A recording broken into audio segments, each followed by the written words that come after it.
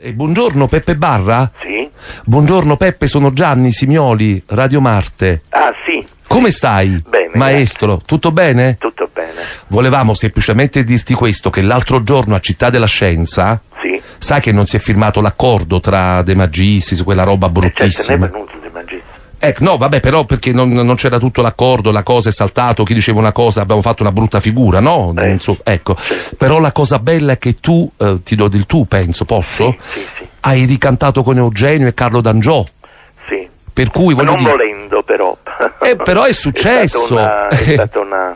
Però è stata una cosa meravigliosa, nel senso che siamo tornati a casa senza l'accordo per la bonifica, per la ricostruzione e quant'altro. Però siamo tornati a casa con la speranza che probabilmente la nuova compagnia di canto... No, scurdatel. Mannaggia. Scurdatel proprio. Mannaggia. No. Quindi proprio a mano vacante, No, senza, a città mano vacante. senza Città della Scienza e senza nuova compagnia di canto popolare. No. Va bene maestro, ci consoleremo con la sua versione di Una Sera Maggio che suonerò tra poco. Va bene. Un abbraccio, grazie, ciao. Prego, ciao. Mannaggia. Ma nemmeno un pensierino, no?